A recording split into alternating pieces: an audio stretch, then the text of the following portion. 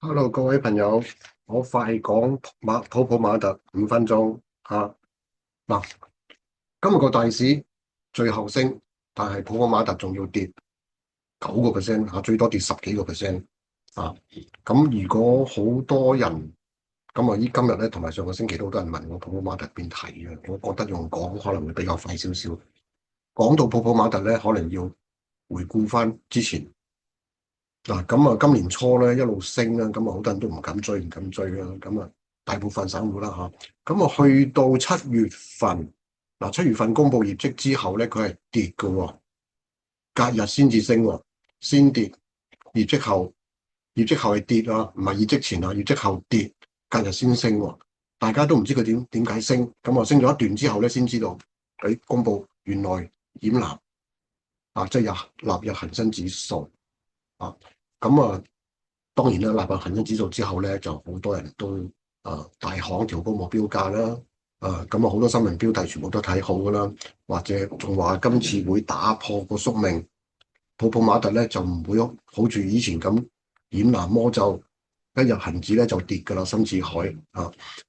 OK，咁喺最多成交量，大家睇翻啲成交量都知啦，300蚊樓上咧係成交量最大嗰段時間嚟啊。我去到邊一日咧？去到8月臘日之前，8月5號好似9號臘日，5號咧就最後個收市價計，佢去到9號嚇，去到嗰日咧當日咧本應跌到300蚊邊嘅，最尾個 U 盤咧抽翻上去309蚊收市，我記得，跟住正式納入星期一咧就一支大陰燭跌穿300，之前頂住嘅300蚊係嘛，頂咗幾好幾嘢嘅。彈翻上去咗310幾、320蚊，第一轉係咁跌穿咗之後咧，大家知道哇，原來都係逃不了個魔咒，都係要跌啊！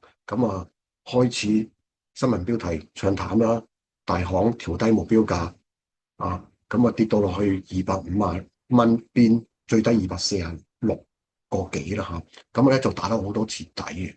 當時咧其實呢啲地方冇乜人敢買嘅唔係喎，去到上個星期開始有一段升幅，升翻晒上嚟後尾我哋先睇到，大行又調高翻佢嗰個目標價跟住新聞標題又唱好啦，係試過一次290幾蚊嘅啫，最高291蚊。隔日我仲諗住做淡倉添，隔日可能升到295啊，300蚊變做買啲紅證，但係咧佢隔日就開始回咁回到去今個星期二，大家先哇，點解跌咁多㗎？業績之前跌到250蚊邊，跟住公佈出嚟咧，亦都唔係咁差喎。好處睇數字咧，好處好過預期。其實啲大戶或者大行咧，佢真正咧唔係完全睇嗰啲數預測，好高過預期就係好高，低過預期就係差，唔係嘅。其實佢1年幾個升勢咧，已經係炒突晒、派先晒佢嘅高增長。其實雖然佢好過預期，但係咧都好多獲利盤彈出嚟。業績之前大跌，好多人以為業績差啦，咦唔係喎？尋日普普馬特開喺270蚊，跟住好快陰燭跌穿260，彈一彈上嚟，跟住個大市升一升上嚟跟住都係要跌，收翻260蚊樓下。其實已經預示咗啦，業績前、業績後係嘛？業績業績後即係業績之後嘅再一日。我去睇翻7月份都係咁樣嘅喎，業績前幾好業績後跌唔多妥，跟住後咧，哇，原來有好消息跟尾係嘛？呢個情況係咪有壞消息跟尾咯？可能係，或者係反映緊個業績嘅情況，獲利回吐盤嘅啫。佢打穿呢個240幾蚊，原則上咧，佢要上翻去250蚊樓上咧，應該冇咁易嘅如果你要炒底嘅話咧，我覺得可能低少少。我本應預備尋日我仲諗住佢跌穿嘅話咧，233蚊附近啦，應該差唔多就可能彈一彈上250蚊，但係佢穿埋，今朝跌到去226個幾好處下。我覺得再跌嘅幅度應該唔係咁多噶啦。譬如如果早段跌或者尾段跌又唔同。如果早段低開跌一跌穿今日嘅低位，反而值得炒底撈啲牛證。